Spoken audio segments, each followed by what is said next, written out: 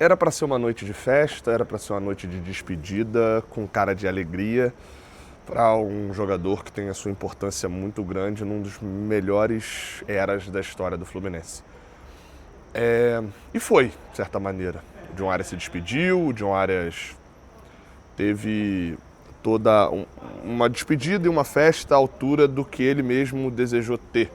Né? Enfim, não foi uma super festa, mas também porque ele não procurou ser um jogador aqui que ficar fazendo a história dele no Fluminense. Ele tinha vontade de ir para a Europa. Mas percebe que nos últimos 40 segundos eu só falei da despedida do John Arias? Pois é, porque foi a melhor coisa que teve na noite.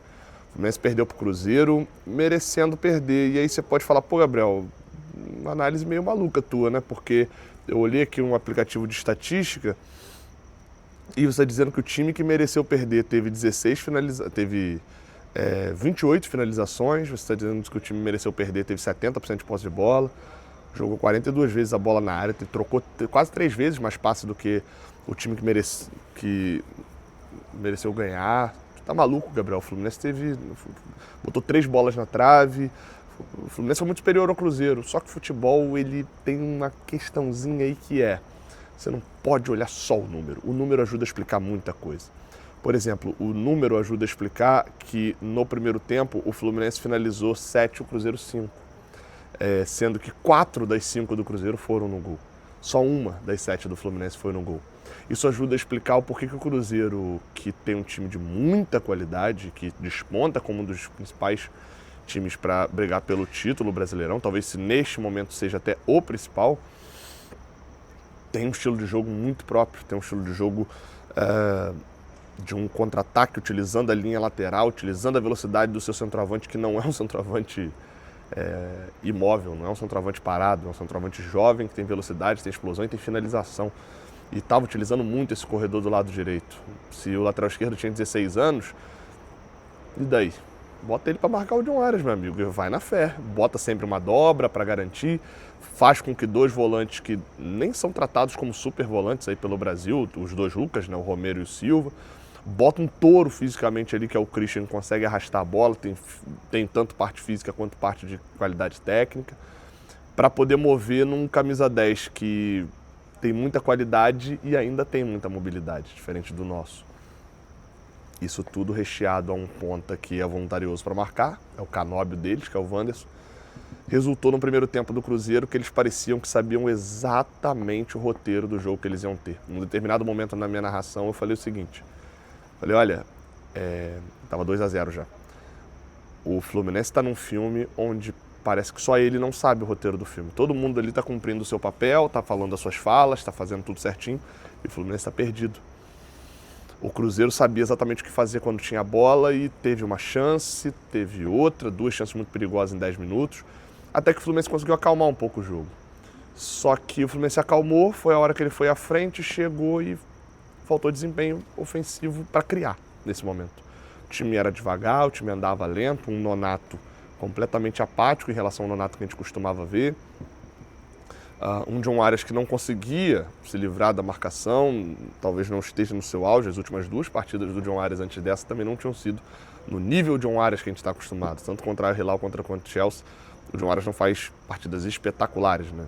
Enfim, é porque a partida ruim do John Arias é nota 5, mas vocês entenderam. O Samuel Xavier tentava jogar pelo lado direito, mas toda vez que a bola ia para a área, ela ia sem muita qualidade, principalmente do lado esquerdo, onde o Fuentes e o Soteldo são escolhas que ainda não desceram. A gente vai ter o nosso tradicional vídeo aqui reagindo e assistindo a coletiva do Renato Gaúcho. Ele dá uma explicação com 1 minuto de coletiva, ele fala que ele escalou esses 2 porque ele sabe que vai precisar de outros 2 para o domingo, para o Fla-Flu. Ou seja, talvez ele não confie tanto fisicamente no René. A segunda vez que ele poupou o René contra o Ulsan e agora poupou também, na teoria, o René priorizando o Fla-Flu. Pode ser. A escalação do Fuentes, para mim, eu confesso que não gostei. O Fuentes não rendeu. Mas beleza, passa. Ele é o lateral esquerdo reserva e tinha ido bem no Mundial. Foi muito pobre o lado esquerdo do Fluminense. O Fuentes parece que nos primeiros 15 minutos fazia o que era para fazer. Recebia passe, devolvia. Recebia passe, devolvia. Tentava uma infiltração, não funcionava. Pois bem, quando o Fluminense passa no primeiro tempo, a depender do Soteldo, uma escolha bem pessoal do Renato Gaúcho, a gente entende que o Renato mandou mal. O fato é esse. O Renato mandou mal nessa escolha. Ele justifica que ele vai precisar de outro no domingo. Mas não justifica o porquê o Soteldo. O Soteldo acabou de chegar, teve tempo de treinamento, mas entrou para fazer o X1. E, ao que me consta, não passou nenhuma vez pelo adversário quando tentou buscar o drible. Falta de ritmo, jogou pouco nos últimos meses, pode ser. A escalação eu não gostei, a escalação não funcionou. O Fluminense era um time que tinha problemas ofensivamente porque a bola caiu no pé do Soteldo para ele finalizar. E tomou 2 gols em contra-ataques muito parecidos. Aliás, tomou um dos gols num contra-ataque muito parecido com esse que eu citei. Só que aí todo mundo veio marcar o Caio Jorge, o Matheus Pereira ficou meio que sozinho. O Thiago Silva chega, o Samuel Xavier já não tinha chegado atrasado, o Freitas olha uma vez para trás, o Caio Jorge está aqui. Passa 4 segundos, ele olha de novo, o Caio Jorge já está fazendo o gol.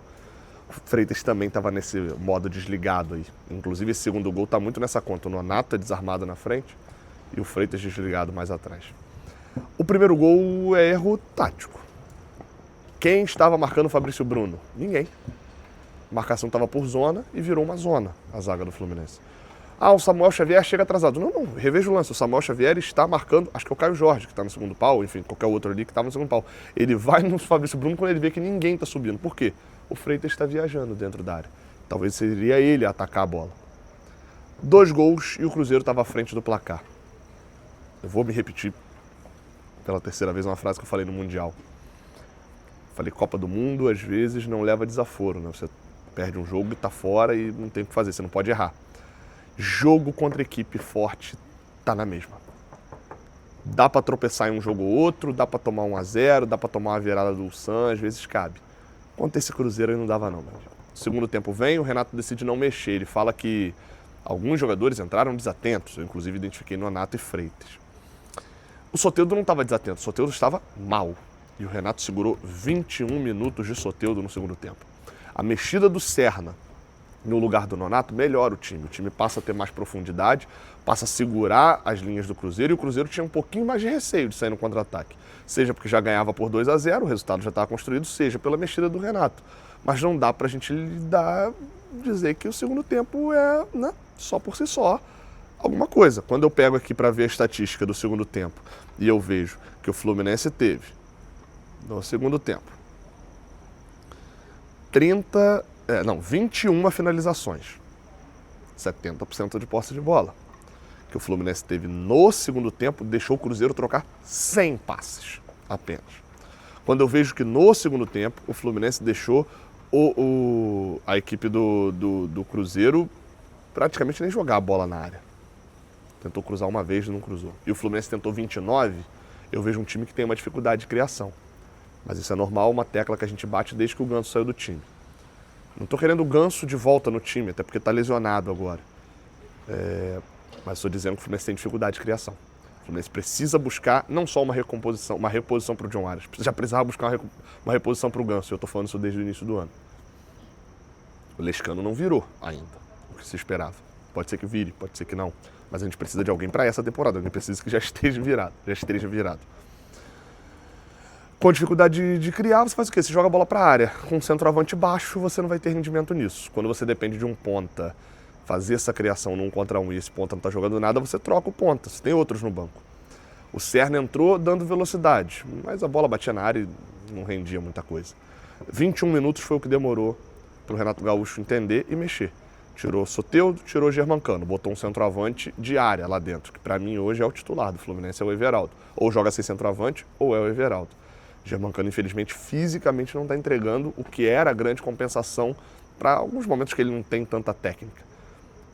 Não tá virando ainda. Acho que a gente precisa ter calma com o Germancano, precisa, até o final do ano pelo menos. Mas a gente, parte dessa calma é não ficar forçando a barra o tempo todo. E o Renato forçou a barra no canto, mas forçou a barra no Soteldo. 21 minutos de Soteldo no segundo tempo não dava. Ele colocou o Keno. O Keno foi muito melhor que o Soteldo? Foi, e nem foi tão bem assim. Mas o Fluminense passou a ter dobra. Depois ele completa colocando o René no lugar do Fuentes. E assim, a distância é considerável nesse momento. e coloca o Lima no meio de campo para dar um pouco mais de mobilidade e chegada ofensiva. Afinal de contas, o Martinelli já estava super cansado. O Fluminense bota 3 bolas na trave no segundo tempo e força o Cássio a fazer uma boa defesa. Ainda cria pelo menos mais 2 chances que não resultam em finalização no gol. As bolas na trave são de um zagueiro, o Thiago Silva, que poderia ter sido de um atacante, mas não foi. Porque a bola não é uma bola de cabeça, não. A bola sobra na área, ele gira, corta para um lado, bate, a bola desvia e bate no travessão. Do Lima, de cabeça, também, poderia ter sido de um atacante. E um chute maluco do Freitas, que aí no último minuto, que aí eu não vou nem botar na conta, não. O Fluminense no segundo tempo criou aos trancos e barrancos com moles do Cruzeiro. O Soteldo recebe uma bola dentro da pequena área que não consegue dominar, mas estava sozinho dentro da área para conseguir dominar essa bola. Então o Cruzeiro não marcou tão bem assim no segundo tempo e ainda assim o Fluminense não conseguiu fazer o gol. Faltou criação para poder ter mais chances ainda, e aí talvez percentualmente ia fazer o gol. Mas faltou mesmo finalização, faltou finalizador. O Everaldo não é o centroavante titular que a gente espera. O John Kennedy não é o centroavante titular que a gente espera. Nunca foi. O John Kennedy sempre foi um cara de explosão para o segundo tempo. Tanto é que, eu já falei algumas vezes, ele já foi muito mais utilizado como reserva na carreira dele do que necessariamente titular. O Cano, infelizmente, está parecendo não ser mais. Quem vai resolver pra gente? Mário Bittencourt. Tem que ser ele. Tem que ser ele para ir ao mercado e contratar. Se a gente quer brigar pelo título, a gente não pode dar moles, como a gente deu hoje contra o Cruzeiro, entrar desligado, como a gente entrou, e eu concordo com essa análise do Renato. O Renato vai ter que desapegar um pouquinho, às vezes, da escolha dele, porque o que ele vê durante a semana não pode justificar um Soteldo jogar 70 minutos nesse jogo. Porque o que vê aqui é muito mais importante do que vê durante a semana. E para fechar, não dá pra gente achar que com esse elenco, se o Fluminense quiser brigar pelo título do Brasileiro, o Fluminense vai conseguir levar só contando que todo mundo vai estar nas suas melhores fases. Enfim. Uma derrota... A derrota que precisa gerar mudanças. Agora não tem mais John Arias. E o próximo jogo é um Fla-Flu. Tamo junto, até a próxima. Valeu.